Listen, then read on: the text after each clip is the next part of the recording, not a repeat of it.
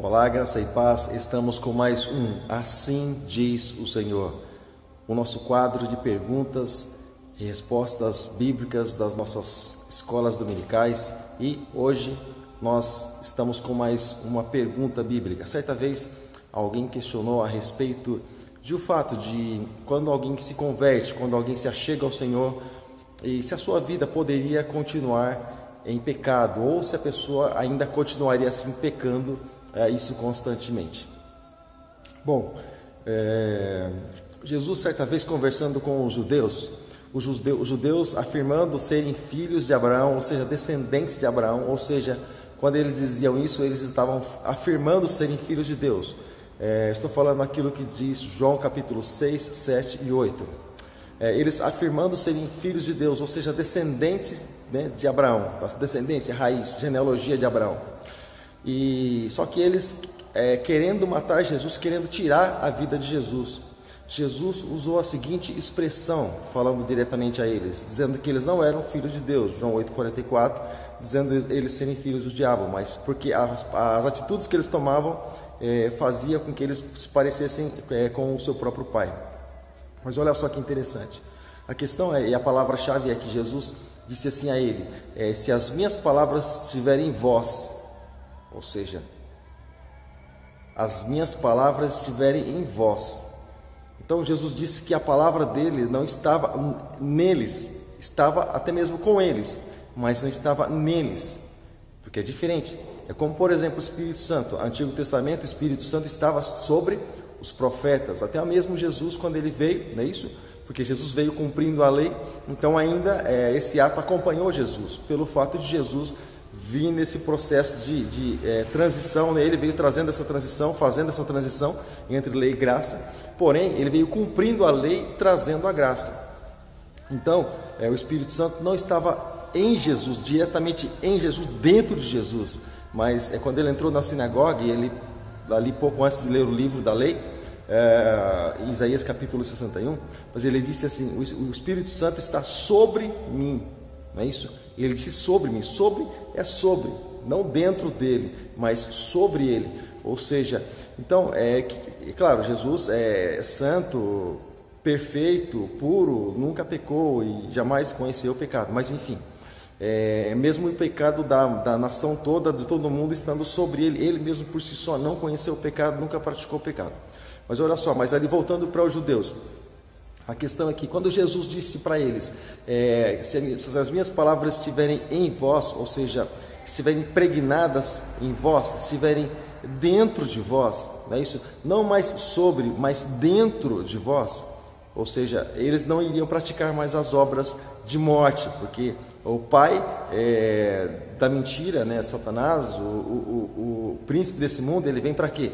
Ele vem para matar, roubar e destruir, porque as palavras não estavam nele, mas estavam aos ouvidos dele. Ele simplesmente ouvia e procurava obedecer. Mas quando a palavra, a razão de tudo é isso, quando Jesus disse, se as minhas palavras estiverem em vós, o que acontece? Dentro de vós, dentro deles. O salmista, ele diz isso, quando ele diz assim no Salmo 119, Davi, ele diz assim, guardei a tua palavra no meu coração para não pecar contra ti. Então é interessante que não a palavra, não guardou sobre o coração ou sobre ele, mas ele disse, guardei a tua palavra no meu coração, ou seja, em mim, sabe? Não simplesmente comigo, mas em mim. Então a palavra dentro do salmista, ele próprio dizendo isso, para não pecar contra ti. Então, ou seja, se imagina que quando se deixa a palavra se infiltrar dentro da pessoa, quando a pessoa ela passa a deixar a palavra viver dentro dela, entra nos ouvidos, desce para o coração, a pessoa começa a viver palavra, não simplesmente dizer eu sou, como os judeus diziam, eu sou filho de Abraão, eu sou isso, eu sou aquilo, eu sou santo, não, mas quando as pessoas dizem, porque o livro de Provérbios diz que nós não devemos louvar a nós mesmos, mas se vier algum louvor, algum elogio, isso que vem a partir de outros em nós, aí o testemunho passa a ser verdadeiro. Jesus fala também a respeito desse assunto, ou seja, então, resumo, palavra dentro de vós, palavra em vós, isso faz com que nós venhamos a nos desviar do pecado, porque quando a palavra de Deus está em nós, o pecado nos incomoda. o pecado começa a nos fazer mal, nos traz um enjoo, nos dá uma espécie de uma ânsia, um incômodo muito grande. É como, por exemplo, isso nos faz desviar do pecado. É como, por exemplo, quantos gostariam de fazer coisas durante o dia que fazem com que você passe mal? Eu gosto de fazer coisas que me fazem sentir mal. Quantos gostariam? Claro que não. Nós normalmente passamos a tomar atitudes que nos fazem bem. Normalmente nós passamos a praticar coisas que nos levam a nos sentir bem. Justamente isso. Então, quando o Espírito Santo ele está na pessoa, a pessoa começa a fazer coisas que fazem com que ela se sinta bem, com que ela esteja bem, mas isso voltado para a luz, não é isso? Isso voltado para o Evangelho, isso voltado para a Palavra de Deus. Então, quando a Palavra de Deus se crê, né, segundo diz a Palavra de Deus, segundo diz os Evangelhos, quando a Palavra está em nós, dentro de cada um de nós, impregnada em nós, junto conosco, guardada no nosso coração, justamente isso. Nós começamos a nos desviar do mal e começamos a nos sentir incomodados com o pecado. Aí é que onde Jesus começa a realmente fazer a obra grandiosa na nossa vida, na vida da pessoa que realmente tem a palavra em nós. Então, quando se permanece em pecado, quando se permanece na velha vida, mesmo estando dentro da igreja, possivelmente a palavra seja simplesmente lida, a palavra seja simplesmente ouvida, a palavra seja simplesmente ali cantada, mas ela não entrou ainda dentro da pessoa para que a obra seja feita, não é isso? Ela ainda não penetrou ainda, não penetrou dentro da pessoa para que o Senhor possa realmente fazer a obra. É como, por exemplo, a terra.